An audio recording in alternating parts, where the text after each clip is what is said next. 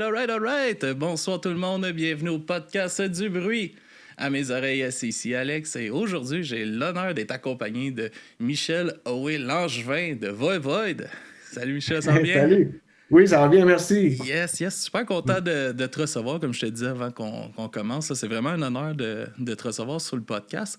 C'est un gros check que je mets à ma checklist d'invités que j'avais envie d'avoir.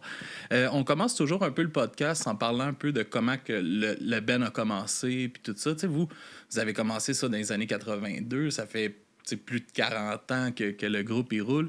Fait que, tu sais, comment que l'idée d'avoir un band métal comme ça, tu sais, vous êtes dans les pionniers vraiment du style. Là. Fait comment qu'un peu ça a commencé la jeunesse de Voivode? Oh, ça a commencé au Cégep de Jonquière OK. au début des années 80. En fait, on se connaissait dans les années 70 à la Polyvalente, mais c'est au Cégep de Jonquière qu'on a formé le groupe, très influencé par qu'est-ce qu'on appelait le New Wave of British Heavy Metal, Iron Maiden, Motorhead, Judas Priest. Donc, c'est ça, on a vraiment embarqué là-dedans. On avait le bon âge, 17, 18 ans. Puis, c'était la nouvelle décennie. On dirait que c'était une musique qui nous appartenait. Mhm. Puis, donc, c'est vraiment ça. On voulait faire du heavy metal. Mais le temps qu'on forme le groupe, ça se dirigeait déjà vers qu'est-ce qu'allait devenir le thrash metal. Euh, quand on a sorti le premier album, c'était vraiment un bon timing avec Slayer, Metallica, Megadeth, puis Testament. Il y avait plein de Ouais, groupes ouais. en Europe, plusieurs groupes en Europe aussi, Destruction. Donc, disons que vraiment un bon timing. Ah oui, c'est ça. Puis, tu sais, de bâtir un peu justement y avait-tu une scène un peu déjà à Jonquière à cette époque-là de fans de ce genre de musique-là, pas mal ou. Oui, il y avait Ouais? beaucoup de monde qui aimait le heavy metal. Il y avait un de nos amis, entre autres Wayne Archibald, qui écrivait à plein de gens partout sur la planète, des magazines, des compagnies de disques, puis des groupes, puis il recevait plein de cassettes, des maquettes, puis il partageait ça avec nous autres. Puis lui, il a beaucoup aidé à faire découvrir le métal à Jonquière. Donc, il y avait énormément de fans de métal, mais pas tant de groupes que ça. Il y avait Messiah Force, Death Dealer, Vor, Voivod. Je pense que c'est à peu près ça dans le côté heavy metal. OK. Fait que là, vous aviez comme, avec ces groupes-là, bâti un peu la scène euh, québécoise là, aussi. Là, vous avez aussi migré vers Montréal à un moment donné, puis tout ça. Puis là, il y a eu une époque que vous avez senti aussi que ça commençait à pogner, là, le Voivode, là, ça. Oui, en fait, le premier album, War and Pain, en 84, a vraiment eu un bon impact. Puis en 85, on a déménagé à Montréal avec une nouvelle gérance basée à Montréal. Puis on a déménagé, on était dans le même appartement dans l'est de Montréal, infesté de coquerelles. À ce Ah ouais. moment-là, à ce moment-là, parce que le premier album, justement, avait eu un assez bon impact. On avait tous lâché le cégep, puis on a décidé de déménager à Concentré Montréal. là-dessus. Mais le problème, c'est qu'on avait 150 pièces chaque de bien-être par mois. Donc, je me souviens qu'on allait au coin de la rue le premier du mois, puis on achetait un burger, une frite chaque, puis après, le reste du mois, c'était craft dinner. Un bon dépanneur, là. Ouais. Mais ça a dû vraiment être bon justement pour la créativité dans le band aussi, puis de tu sais, augmenter la chimie entre les membres aussi. Puis ça a aussi un côté peut-être négatif qui peut avoir aussi un peu de chicane par rapport à la Oh. cohabitation. Des fois, ça marche pas toujours super bien avec des amis. Là. Non, en fait, ça s'est super bien déroulé, puis c'est vrai qu'on avançait très, très rapidement. Euh, Faisait environ, en fait, un album par année avec une tournée mondiale. Puis le fait qu'on restait dans le même appartement, ça faisait qu'on travaillait sur notre musique, le concept, le visuel, tout en même temps. On avançait vraiment, euh, on avançait Mhm. sans regarder en arrière, puis on faisait, puis On était super disciplinés. Je dirais qu'entre 83 et 89, on a dû pratiquer pas mal chaque soir. Ouais. Donc, la différence entre le premier album puis le cinquième album dans les années 80 est énorme. On a beaucoup, beaucoup appris. Mais il y a ça, Euh, il y a vraiment une progression. Tu sais, le son change d'album en album. C'est vraiment le fun à voir la progression là, du groupe aussi. Là. oui, en fait, c'est Vous super êtes cool pas parce resté fermé là, justement à un style. Là, puis... ben, en fait, c'est ça, on a déménagé ensemble, tout le monde avait assez grosse collection de vinyles, puis on a commencé à partager nos goûts musicaux. Puis c'est là que tout s'est mélangé. La musique, qu'est-ce qu'on appelait l'alternatif, The Cure, Bauhaus, Killing Joke, puis du classique contemporain au classique moderne, des bandes sonores de films, surtout la première génération de films cyberpunk comme Mad Max ou Blade Mhm. Runner. Puis c'est ça, Ah, dans le temps, ils prenaient tu sais, des orchestres pour les films, puis c'était nous magnifique autres, les bandes sonores. Là. c'est ça, nous autres, on rêvait de faire une musique. Disons, pour un film de science-fiction. Donc, on avait des bouts qui étaient comme orchestrés pour donner l'impression que c'était une histoire quand tu écoutais l'album. Puis, c'est ça qui va nous permettre de s'adapter à l'Orchestre symphonique de Montréal, justement. Ouais, qui Euh, s'en vient, là. ouais, Ah, ça va être un gros chose. On va en parler un petit peu plus tard. Là. parfait. Ça va être le fun, ça, je pense. Mais comment que. Tu sais, quand il y a eu le premier Spectrum à Montréal, comment que vous recevez ça, justement, ce première énorme salle-là de Montréal qui était mythique, là? Ah, moi, en fait, au début des années 80, on faisait du pouce de Jonquière à Montréal pour aller voir Iron Maiden ou Girls' School ou Motorhead au Spectrum. Ça a changé ma vie. En fait, c'est vraiment là, après un concert de Motorhead, la tournée No Sleep Till Hammersmith. Ça devrait être en 81-82. J'avais vu Iron Maiden et Girls' School juste avant. Puis c'est vraiment ça qui m'a décidé. À me lancer Mais si tu veux dans faire de la la musique. musique, là. Puis, à ce moment-là, j'étais un gros fan du batteur de Motorhead, puis Filthy Animal Taylor. Puis donc, c'est ça, j'avais été super impressionné. Puis en faisant du pouce pour tourner à Jonquière, j'avais beaucoup réfléchi. Puis c'est ça, j'avais décidé de justement former un groupe. Puis c'est là que j'ai approché Denis Lamour. Avec qui j'avais déjà jammé à Polyvalente de Jonquière, à Polyvalente de Kenogami, pardon, OK. en 1980. Puis on avait beaucoup aimé nos styles respectifs. Donc, c'est ça, je l'ai recontacté après ces Pour ça. spectacles-là au Spectrum. Puis là, de se ramasser sur scène là, pour première fois sur cette scène-là, ça devait être un accomplissement énorme. Là. Tu devais y repasser de toi qui faisais du pouce pour aller voir un Oui, show là-bas.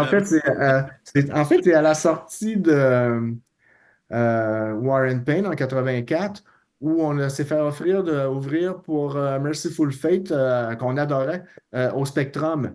Puis pour la fantastique somme de 300 $. Puis on a dit oui tout de suite.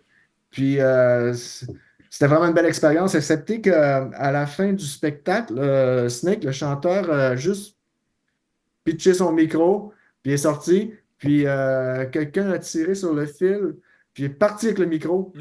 Oh Donc, puis, non. donc le micro valait 260 $, donc on a eu 40 $ pour le spectacle. Oh non. Ah, mais c'est une bonne anecdote. Mais en même temps, tu sais, la chance de jouer là pour la première fois, tu sais, je pense que l'expérience vaut amplement Oui, le après ça, cachet, là. on a eu des expériences hallucinantes. Là, on a fait, à un moment donné, 2 soirs en 86, ça s'appelait le No Speed Limit Weekend avec DRI, Agnostic Front, Possessed, c'était dément. Puis Ah, on ça l'a doit. refait, ouais. Là, on l'a refait en 87 avec SNFU puis Deglo Abortion. OK. Euh, Puis on a refait 2 soirs en 88 avec Cro-Mags.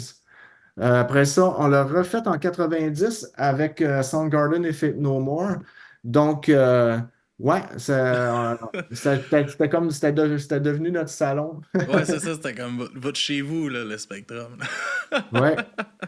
Ah, c'est le fun, ça. Puis comment que le premier show, justement, à New York, a changé un peu les choses pour vous, là? C'était la première fois que vous sortiez du Québec, du Canada. Ouais. Fait que, tu sais, vous allez à New York pour la première fois. Qu'est-ce que Ouais. ça a changé? Ça, c'est un choc culturel quand même assez important. J'ai trouvé ça, en fait, c'était une super expérience. C'était au Ritz à New York en 85 avec Chromax puis Venom. Puis Venom, on avait beaucoup copié Venom. Puis ils ont été vraiment gentils avec nous autres, ce qui était très cool. Mais donc, c'était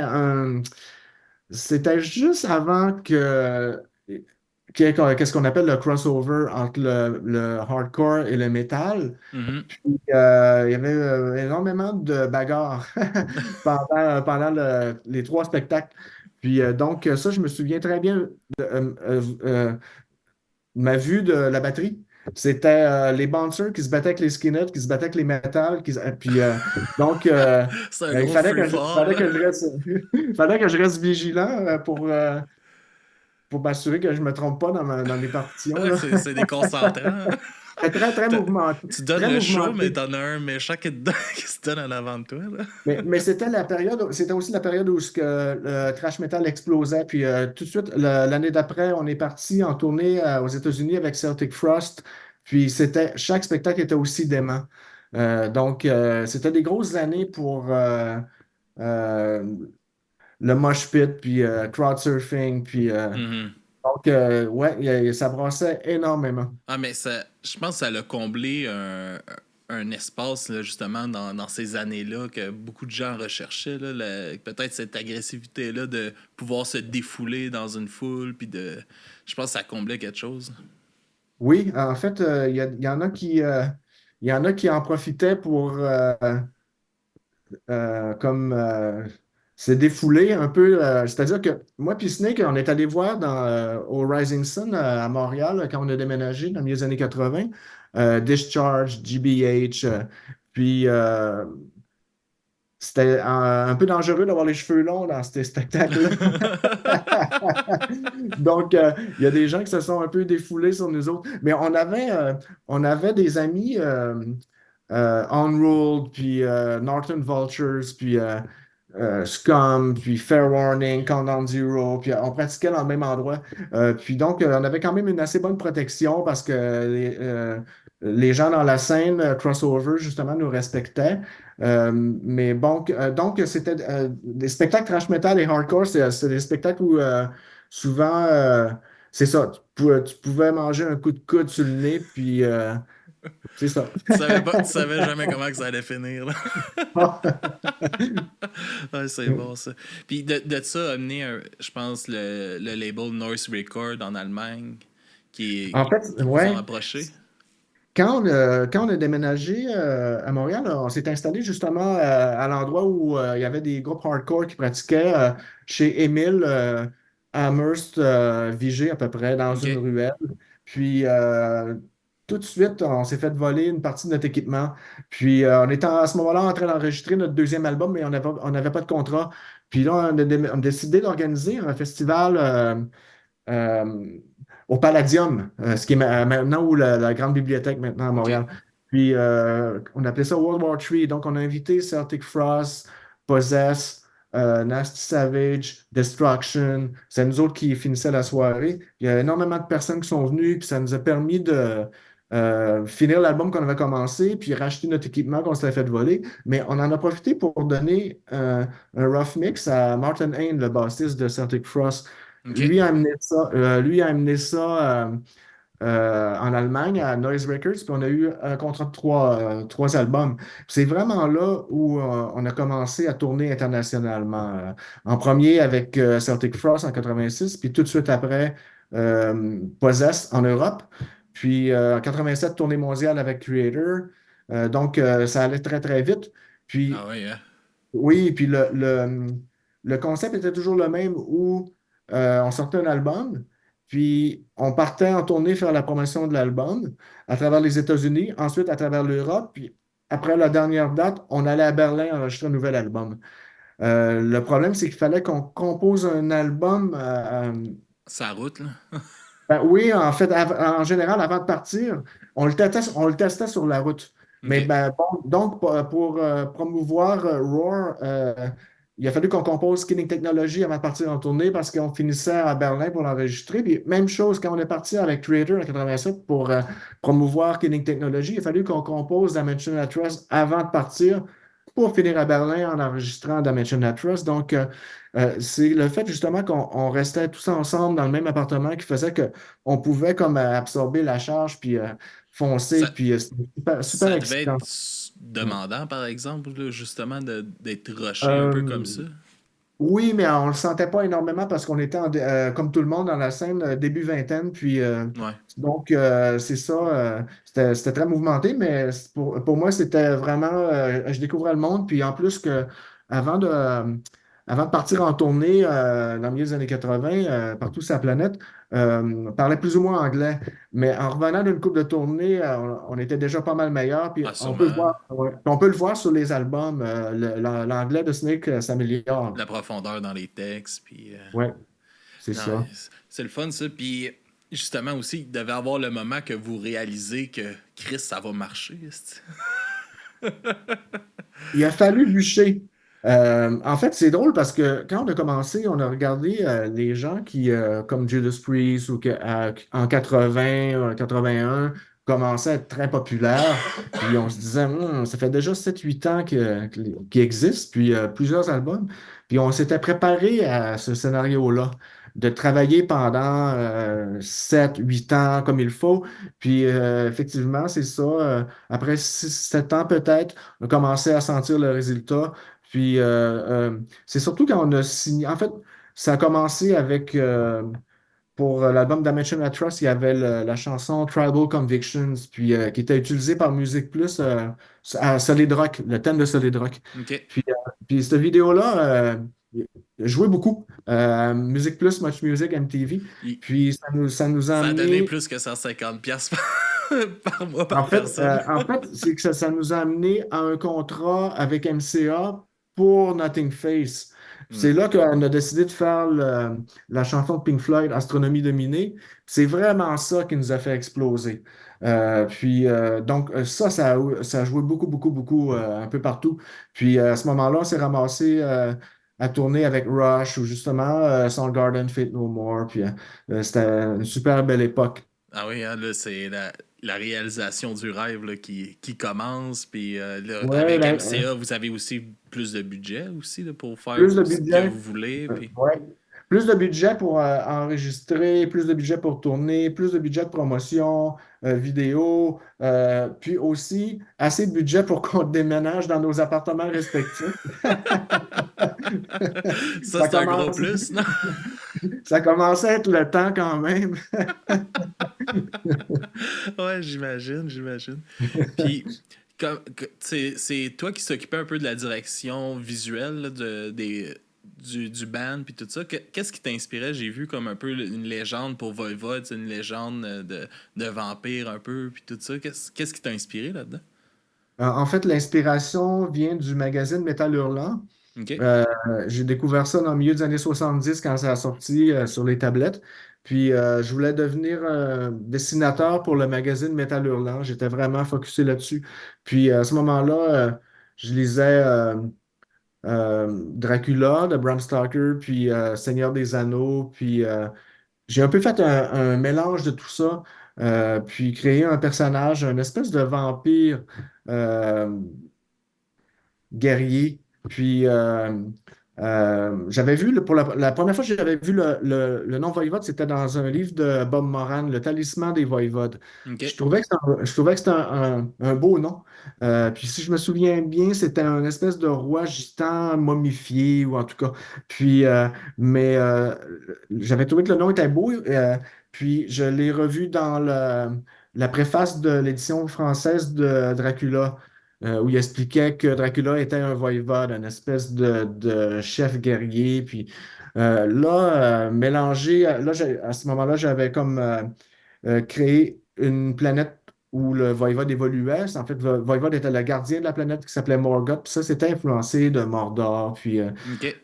le Seigneur des Anneaux. Puis C'est juste qu'à un moment donné, fin 70, début 80, euh, en pleine guerre froide, j'ai découvert une couple de trucs. Les bands dans la scène plus anarcho, Crass, Conflict, puis aussi euh,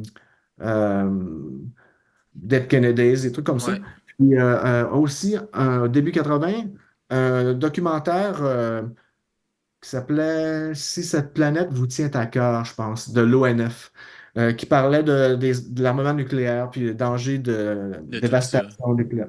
Puis à ce moment-là, il y avait aussi un film tourné pour la télévision qui s'appelait The Day After, euh, au début des années 80, où c'était justement une bombe nucléaire qui saute dans une ville américaine, puis les lendemains de tout ça. Puis donc tout ça, ça a fait que mon concept tourner plus post-apocalyptique. Puis là, mes dessins ont changé beaucoup aussi. OK. Puis donc, c'était en janvier 83 que Snake s'est joint au groupe. Puis on a cherché un nom. Puis j'ai mentionné le nom Voivode. Puis ils m'ont demandé comment ça s'écrivait, comme tout le monde. Puis après ça, il était intrigué par la définition. Puis j'ai expliqué le concept. Puis tout le monde est devenu excité. Puis on a décidé de développer le concept tout le long des années 80, échelonné sur 5 albums. Puis donc, Snake et moi, on développait le concept. Blackie puis Piggy développaient la musique. Puis on faisait ça ensemble, on avançait ensemble. Puis donc, c'est ça, c'est un peu pour faire c'est la genèse de tout ça, là. OK, cool. Puis ça, là, ça a pris une pause, c'est revenu un petit peu plus tard, le personnage, puis tout ça aussi, là. Le personnage est revenu une couple de reprises. Pas c'est-à-dire que il est revenu en 97 sur l'album Phobos, Mhm. qui était vraiment concept. Puis il est revenu un peu par-ci, par-là, dépendant des périodes et des textes de Snake, mais la mythologie de Voivode revient Ouais. une fois de temps en temps, mais on n'a pas encore fait un album complètement concept Non, comme non, non. Damage Cross ou Phobos, là, qui sont vraiment. The Wake se rapprochait beaucoup de ça, celui qui est sorti en 2018 par contre. Mhm. Puis comment que c'était important pour vous justement d'avoir une évolution dans votre musique à travers les albums, de toujours un peu changer quelque chose, de ramener un nouveau son, de... Tu sais, vous avez vraiment fait évoluer le son du thrash metal, là. C'est de la façon qu'on apprenait à jouer nous autres mêmes. Puis d'ailleurs, quand j'ai reçu la compilation de Noise Years, ça c'est de 86 à 88. Puis j'ai complètement halluciné quand j'ai vu la différence entre Roar en 86 puis Dimension Trust en 88. Mhm. Comment on a évolué musicalement. À ce moment-là, on était comme, je dirais, en train de essayer de rattraper Piggy, notre guitariste original, que lui avait commencé à jouer à 9 ans, puis était vraiment comme un prodige. Puis donc, disons que c'était, dans mon cas en tout cas, c'était vraiment euh, une, L'objectif espèce à atteindre. c'était une pression que je me donnais moi-même d'accoter sa musique. D'ailleurs, quand on avait essayé en été 81, Blackie, Piggy, puis moi, de faire quelque chose ensemble. Puis on avait jamais quand même une couple de mois, mais là, il y a à Arvida, au Saguenay. Mais il y avait eu une inondation dans le local. Puis ensuite, j'avais dit à Piggy euh, que j'allais prendre 1 an pour apprendre moi-même. Puis j'allais le rappeler dans environ 1 an. Puis effectivement, en novembre 82, je l'ai rappelé je me chantais, j'ai pratiqué chez mes parents pendant 1 an, super solide. Puis là, je me Des sentais parents prêt. patients. Ouais, je me sentais prêt je me sentais prêt à jouer avec Piggy. Puis, mais pendant toutes les années Voivode, je me donnais tout le temps la pression de faire des partitions de drum qui étaient à la hauteur de sa musique. OK. Ah ben c'est c'est bon parce que justement ça t'a poussé à te surpasser tout le temps puis de tout le temps te remettre au défi puis de d'évoluer parce que lui aussi il évolue là, à Ouais. travers ça là. Oui, lui évoluait beaucoup, puis on se faisait découvrir la musique. Au début, lui m'a fait découvrir le krautrock rock. Puis j'ai vraiment comme embarqué là-dedans. Puis moi, je lui ai fait découvrir des groupes punk que, qui étaient très musicaux. Il y a The Damned, puis The Stranglers, puis des trucs comme ça. Mhm. Euh, euh, donc, c'est ça, c'est chacun amenait quelque chose, puis on était très ouverts d'esprit, puis euh, donc on se posait pas beaucoup de questions sur la direction. C'est juste la musique qu'on absorbait, elle sortait en musique de Mhm. voivodienne. Puis donc c'était vraiment ça. Puis en fait, quand on a commencé à tourner avec d'autres groupes que je me suis rendu compte qu'on était vraiment différents. Il n'y a pas beaucoup de monde qui écoutait du rock progressif dans la scène thrash metal. Puis nous autres, on a grandi là-dessus dans les années 70, pas juste avec le rock progressif connu, comme Genesis, Yes, Mhm. mais aussi Vandergraaf, puis Gentle Giant, puis et plus obscur, mais aussi très important, le rock progressif québécois. Slush, Morse Code, Dionysos, on écoutait à la tonne. Puis donc ça, c'était comme dans notre sang. Puis donc moi, je pensais que tous les groupes heavy metal étaient comme ça, mais finalement, c'est quand on a commencé avec la tournée avec Celtic Frost, elles autres aussi étaient dans une espèce de tendance avant-garde, puis donc ça passait très bien, mais à la tournée mondiale avec Creator, je sentais que nous autres, à ce moment-là, on avait fait Kinetic Technology qui était déjà un petit peu plus progressif. Je sentais que certaines personnes dans la salle se grattaient un peu la tête comme si. Qu'est-ce qui se passe? Ah, exactement. Voyons, là, c'est les tunes, là, ils évoluent comment? Là? Non. Je suis pas habitué Pour- au juste du.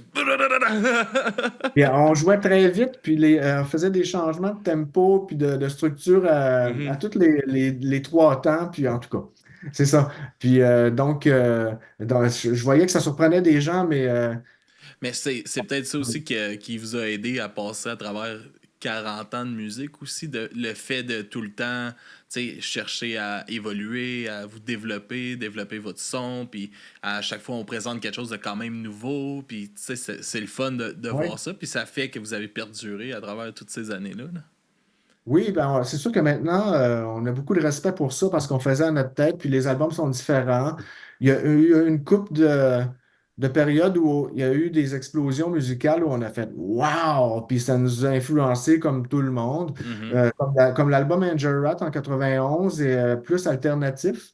Le courant était vraiment comme ça avec le grunge.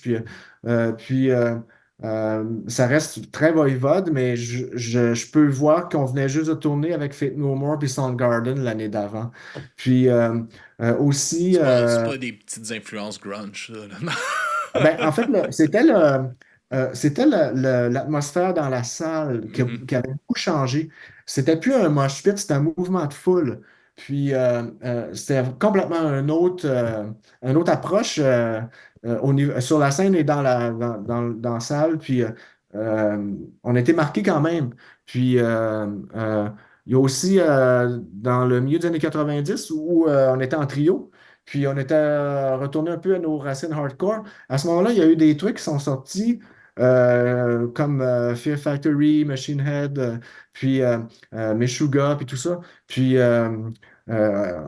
on trouvait ça vraiment bon. Puis, euh, puis nous autres, on avait un peu, on avait repris ce tournant-là de toute façon. Puis donc, c'est ça, il y a des fois où on veut pas se fier ou qu'est-ce qui se passe dans le mainstream, mais il y a comme une espèce de...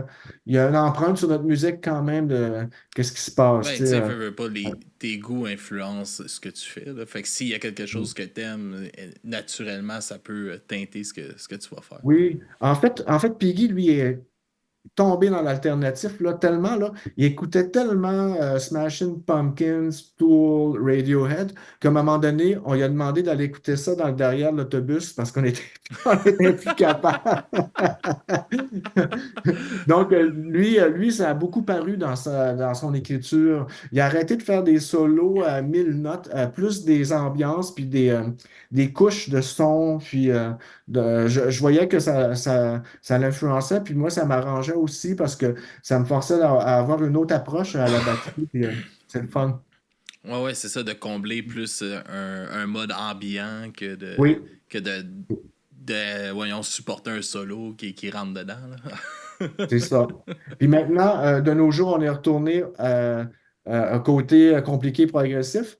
Puis donc, j'ai autant de plaisir parce que moi, je viens de aussi Terry Bozzio de Zappa, Christian Vander de Magma, Mhm. euh, donc Guy Evans de Vandergraaf, donc Bill Bruford, King Crimson. Donc, je suis super à l'aise là-dedans. Mais ce qui est drôle, c'est qu'avec les albums qu'on sort, ces temps-ci, on gagne des Junos, puis c'est des albums super compliqués. Donc, on Ah, a juste à se c'est laisser. vraiment le fun, Ouais. ça, tu sais, Oui, on a d'avoir un juste à beau se laisser. prix comme ça, là, c'est énorme, là. Oui, le monde embrasse ça comme il aime ça. Puis, donc, on a juste à se laisser aller. Puis, on a notre âme secrète, Daniel Mongrain, qui lui a tellement de connaissances musicales parce qu'il enseigne au cégep, il enseigne la musique au cégep à Joliette. Donc, capable d'écrire, inventer et écrire des partitions pour des quatuors à cordes ou des cuivres. Donc, on en profite pour mettre ça sur nos albums aussi. Ah oui, c'est le fun, c'est ça, c'est aller chercher le plus de tout le monde puis de tout regrouper ça, tu sais. Puis comment Ouais. que ça l'a affecté un peu le Ben justement, je pense que c'est en 86 ou 88, le cancer de Piggy ou la tumeur de Piggy. Est-ce que ça a eu un gros impact sur le Ben? Il y a eu sûrement une pause à ce moment-là, puis... Oui, ça a été une période où tout le monde a eu peur, Mhm. évidemment. Puis on a cancellé une tournée mondiale avec Violence et Testament. Puis donc finalement, Denis a eu des pilules qui étaient un peu expérimentales, mais ça a fonctionné pour lui. Puis il y a eu finalement le OK du médecin pour repartir en tournée. Donc on est parti faire une tournée américaine avec Violence. Puis, mais le temps qu'on revienne de la tournée était déjà temps pour nous autres de passer au prochain album. Donc on n'a pas eu de tournée européenne Mhm. pour cet album-là. Donc, ça a été la première fois qu'on a eu peur pour la santé de Puiggy. Puis, évidemment, il y a eu d'autres problèmes de santé en 2005. Ouais. Ouais. Ah, c'est sûr, ça a-tu teinté un peu aussi dans votre musique, ces événements-là? Est-ce que ça a teinté votre musique aussi? Oui, c'est apparu dans nos paroles aussi, mais il y avait des paroles qui étaient étrangement prémonitoires sur Dimension Atroce. L'album était sorti quand Euh, Denis a eu son diagnostic. Donc, c'est ça, mais ça faisait déjà partie de l'univers Voivode, les laboratoires, puis tout ça. Ouais. Donc, mais lui-même s'est senti justement dans des laboratoires parce qu'il fallait que, Et il je parle testait de quelque chose en plus. oui, il fallait qu'il teste plusieurs. Denis Damour s'est ramassé dans des espèces d'engins qui le scannaient puis tout ça. Puis donc, lui-même vivait une espèce de cauchemar de science-fiction, là. Ouais. Puis ça a l'air de teinter beaucoup le. Tu sais, il y avait comme l'impression de vivre un peu ce qu'il parlait, là, justement, là. Oui, mais chacun de notre côté, on avait Mhm. l'impression qu'on avait peut-être trop parlé de ça. Puis, d'ailleurs, c'est arrivé après où Denis Bélanger aussi est tombé malade juste à la sortie de l'album Target Earth. Puis, il y avait des chansons là-dessus qui étaient très près de ce qui se passait dans sa vie. Puis, il ne voulait pas les faire en spectacle. Ah ouais, hein. Ben c'est trop proche, puis... C'est ça. Mm. Ah, des fois, ouais, je comprends. Comment que... Comment justement, tu sais, dans les années 80, tout ça, t'annonces à tes parents que tu veux faire de la musique dans ta vie. Comment que ça se, ça se reçoit, ça? Puis, à un moment donné, il doit y avoir aussi ce côté fier de garder que j'ai réussi, là. Oui. Ben, écoute, c'est sûr que quand on reçoit la confirmation qu'on va faire deux spectacles avec l'Orchestre symphonique de Montréal en 2025, c'est sûr qu'à ce moment-là, nos familles ont l'impression qu'on n'a pas perdu notre temps. Mais moi, j'ai fait le cégep à sciences pures, chimie, physique. Puis là, j'étais en génie civil, en sciences à l'Université de Chicoutimi. Puis donc, ça avait été beaucoup de travail déjà. Puis Mais je me souviens, je vais toujours me rappeler du fameux souper où c'est quand l'album War and Pain est sorti, où j'ai décidé de vraiment faire ça à 100% parce que on avait notre contrat avec Metal Blade pour Warren Payne. Puis l'album avait quand même des assez bonnes critiques dans le créneau qu'allait devenir le thrash metal. Donc, c'est ça. Ben, c'est sûr que j'ai senti la déception parce que, je veux dire, à la table de cuisine. Puis, donc, Un peu c'était pas un d'inquiétude moment. aussi. Oui, ben, c'est sûr qu'ils te demandent qu'est-ce que tu vas faire dans la vie. Parce que tu dis, je lâche l'université pour faire du heavy metal. Sur le coup, ça semble complètement À, irréaliste. à Puis, Jonquière, là. à Jonquière, tu sais, les Canadiens français ou Québécois, tu sais, tu peux-tu être international? Puis finalement, la scène est devenue énorme internationalement, justement. Puis quand on a tourné avec les groupes d'époque qui venaient d'Allemagne ou du Brésil, tout le monde avait un accent. Personne ne savait parler anglais à 100%, Mhm. mais les salles étaient pleines. Tout le Puis monde apprenait en même temps. tout le monde apprenait en même temps. Nous autres, tu sais, c'est ça. Nous autres, on tournait justement avec Creator, puis les autres aussi apprenaient en même temps que nous autres à parler anglais. Donc, c'était c'était vraiment une expérience. Ça me fait penser justement comme avec le podcast, j'en ai quelques-unes d'entrevues en anglais justement, mais tu sais, je suis capable de faire une discussion, mais ça arrive souvent, je cherche des mots puis tout ça, puis je me rends compte des fois comme j'ai eu un groupe a cappella de l'Afrique du Sud il y a pas super longtemps, puis tu sais, eux autres aussi, ils ont un gros accent, puis des fois, ils en cherchent des mots, puis j'étais comme, ah, Ben puis oui. tu sais, ça rend tellement à l'aise de finalement, bon, tu sais, on n'est peut-être pas les meilleurs, mais on réussit à faire de quoi qui se tient, puis ça, that's it, là. Moi, ce qui me fait rire, c'est les paroles des premiers albums qu'on a fait où on avait des expressions au Saguenay, genre va chier, je suis pas un poisson. Puis donc, il y a une ligne dans un texte, c'est go shit, I'm not a fish. Puis ça fait partie du mystère Voivode. Je ne sais pas combien de fois je me suis fait demander qu'est-ce que ça veut dire, go shit, I'm not a fish. Mais c'est bourré d'expressions comme ça. Puis c'est ça, c'est à l'enregistrement du troisième album à Berlin, Harris Jones, le producteur, c'est lui qui nous a dit, Eh, les gars, va vraiment falloir qu'on travaille sur vos paroles. Je comprends rien de ce que vous racontez.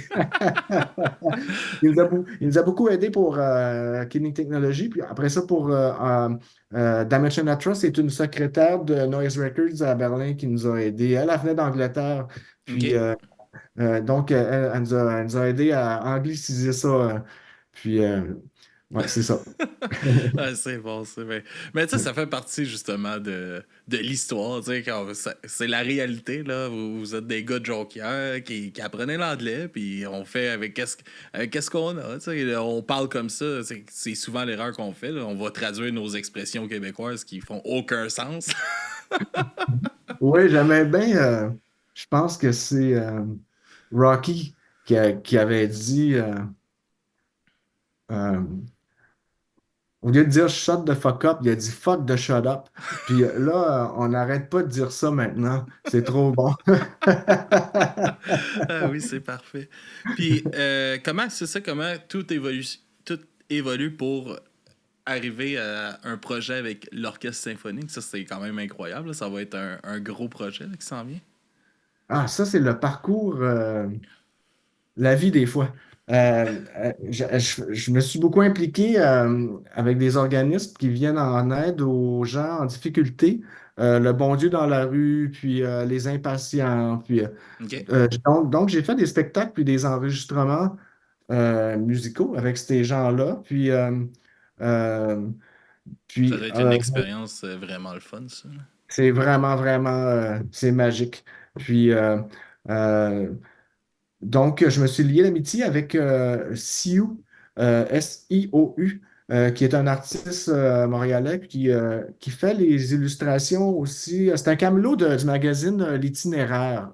Pour les itinérants, pour les aider à faire un peu d'argent. Puis, euh, l'itinéraire avait un projet parrainé par la presse où il offrait à un des camelots de faire une entrevue avec la personne de son choix.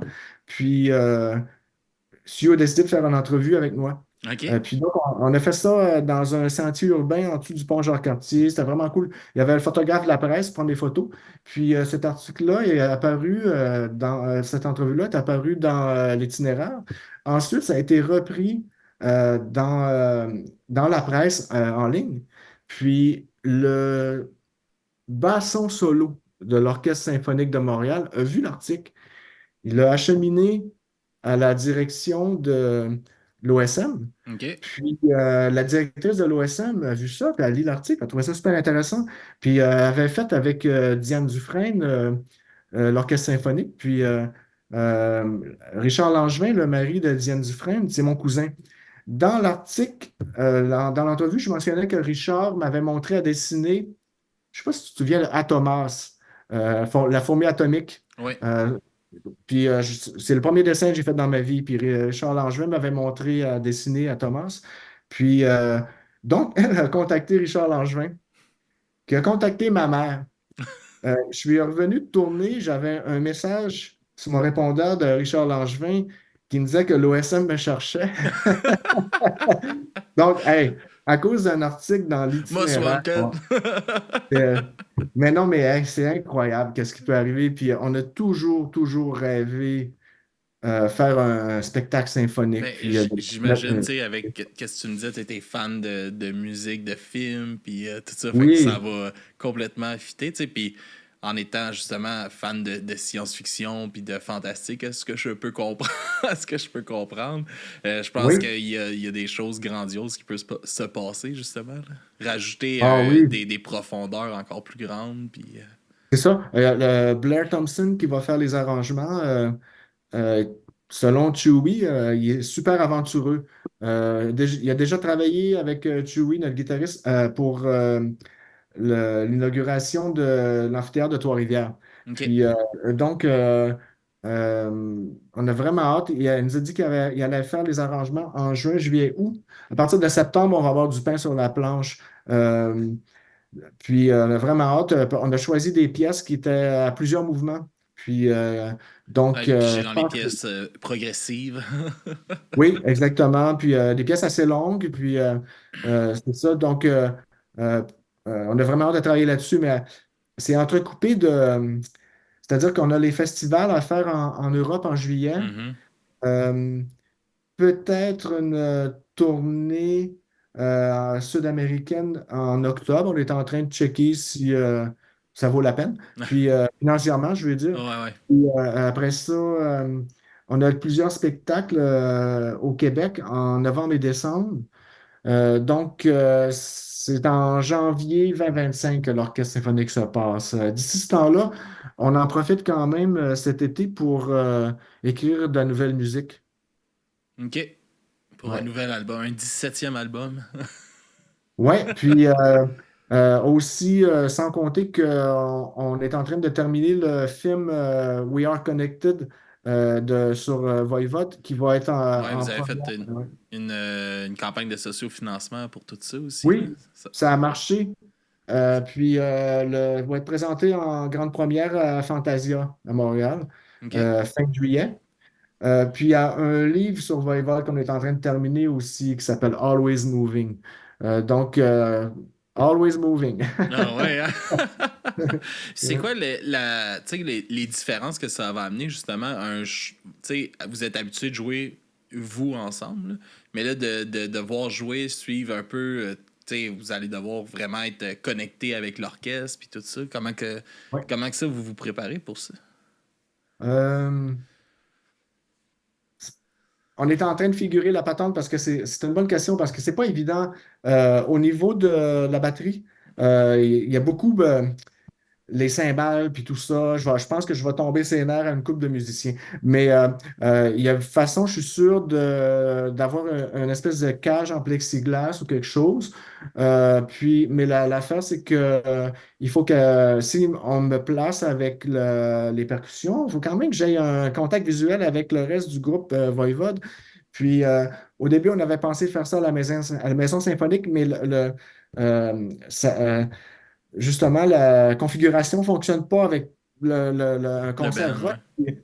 On veut avoir des écrans, puis donc mettre le paquet. Donc, ça va être Wilfrid Pelletier. OK. Puis, euh, c'est ça. Donc, on est en train de justement essayer de figurer la façon qu'on va approcher l'affaire pour que ça soit vraiment Plaisant pour tout le monde. pour que tout le monde puisse comment je dirais de mon côté à la batterie, c'est énormément de pression parce que vu que notre musique a plusieurs mouvements, c'est pratiquement impossible de faire ça avec un Un clic-clac. clic. Puis donc, il faut y aller comme un spectacle de Voivode presque normal. Mais si je me trompe, l'orchestre se trompe, tu vois. Ah ouais, hein? Ça me Fait que, rappelle beaucoup, ouais. fait que Ça me faut. rappelle une expérience. J'ai joué plusieurs années avec Diane Dufresne, justement, puis je faisais Terre Planète Bleue, puis il y avait un cirque, puis tout ça avec des acrobates, puis énormément, toute la scène montréalaise était là, puis c'était une autre occasion où si je me trompais, le cirque se trompait. Donc, mais je me tromperais pas. Ouais, ouais, il faut pas. Les années d'expérience sont là, là. Ouais. Mais ça va être un peu comme le. Justement, vu que c'est toi qui va falloir qui dirige un peu ça, fait que le chef d'orchestre va comme suivre toi pour le tempo des. Oh, je pense que moi, il va falloir que je suive celle qui va diriger Dina Gilbert, plus qu'elle va devoir me suivre. Je pense qu'il va falloir que je sois très attentif à ses mouvements. Puis peut-être aussi, j'ai tendance à m'emporter en spectacle, puis à accélérer, et accélérer, accélérer. Euh, Premier mouvement vite, deuxième mouvement très vite, troisième mouvement trop vite, là. Ouais. Je vais essayer d'éviter ça, puis m'asseoir un peu plus sur la rythmique, puis essayer de faire respirer la musique pour que tout le monde puisse être sur le bon temps, parce que c'est quand même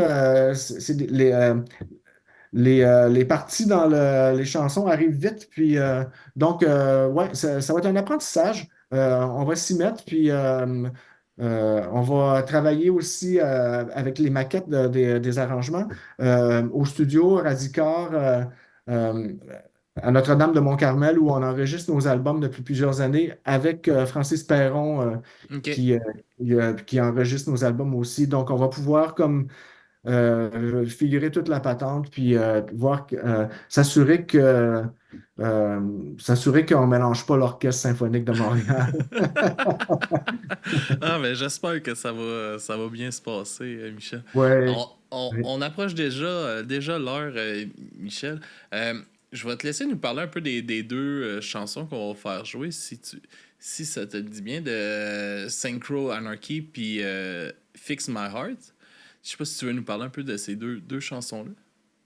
Oui, c'est drôle, Synchro Anarchy, parce que la façon que ça a commencé, euh, j'ai pensé à un beat où, disons, tous les 4 temps, j'enlevais un temps. Puis, en fait, on avait fini de pratiquer. Ça, c'était en mars, début, c'est-à-dire 2020, avant que la pandémie arrive en mars. En fait, détacher mes souliers, puis,